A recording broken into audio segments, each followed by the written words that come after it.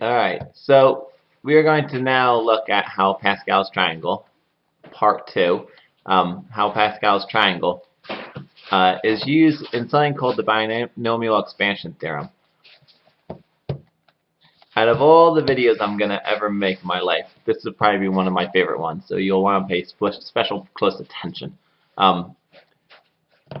Whenever you have something like x plus y and it's raised to the 0 power, it's equal to 1. And that's pretty self-explanatory. Nobody actually really, that's not really earth-shattering. If you have x plus y, it's equal to x plus y. When you get x plus y squared, you end up with x squared plus 2xy plus y squared. And I'm not going to prove that out, but if you're not sure, you don't believe me, just FOIL, and you'll get x plus y times x plus y, and that's what happens. When you get x plus y cubed, you get x plus y times x squared plus 2xy plus y squared. And if you do out the distributive property, and I promise this is correct, you're going to get x cubed plus 3x squared y plus 3xy squared plus, oops, that's not supposed to be an equal sign, plus y cubed. And if I sound a little bit distressed, it's because my daughter Phoebe, who's only 6 months old, is on my lap, and she's now pulling all the cords. So that's the reason for that. Now, what I want you to notice is, if you take a look at the coefficients here, I really have a 1 there. All right, and maybe I'll do this in purple. That'll be a nice change. I have a 1 here, and I have a 3 here, and I have a 3 here, and I have a 1 here. Now, what I want you to notice is, if you go up to here, the coefficients are the same.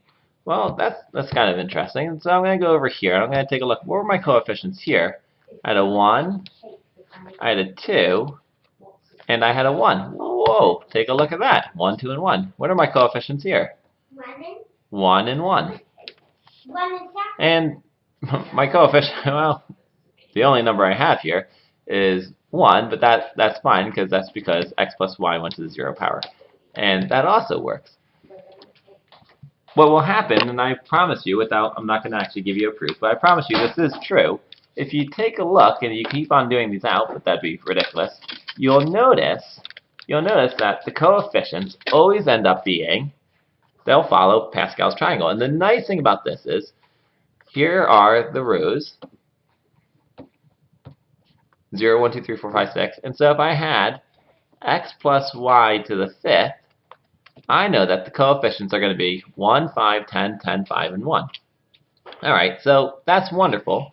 But how do I know what the exponents are? And I'm going to show you something very, very interesting. You'll recall that before, on the first video, we looked at n choose r. And we said if I had 5 choose 0, that would be 1. And so 5 choose 1 would be 5, etc. So watch this. I'm going to start 5 choose 0. And I'm going to start x to the 5th. And what plus 5 equals 0? I'm sorry, what plus 5 equals 5? And the answer is 0. So my first y value is going to be 5.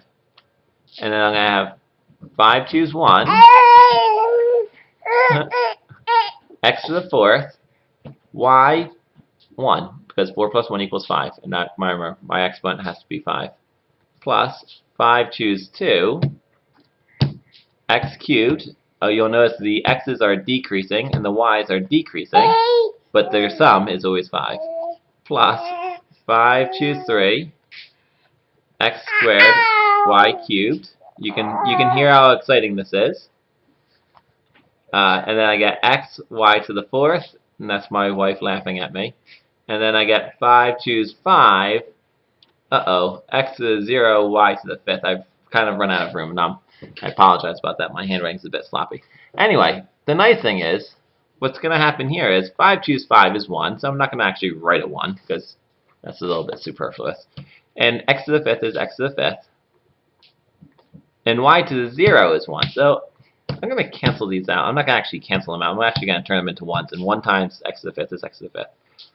Plus 5 choose 1 is 5. X to the fourth, y. Plus 5 choose 2, 0, 1, 2, is 10. X cubed, y squared. Plus 5 choose 3, which is also 10. X squared, y cubed. Plus 5 choose 4 is 5. X, y to the fourth. And then my last term in this polynomial, and that's supposed to be, oh my goodness, that's gone from bad to worse. It's going to be 5 choose 5, which is 1, x to the 0, which is 1, y to the fifth. And so instead of having to multiply that all out, we can simply use the binomial expansion theorem. Helps tremendously in calculus and pre-calculus. Anybody pre-calc bound should definitely learn this. And that's the way it works. There is one other reason why I'm introducing the binomial expansion theorem in Prob and Stat, and you'll see that in the next video.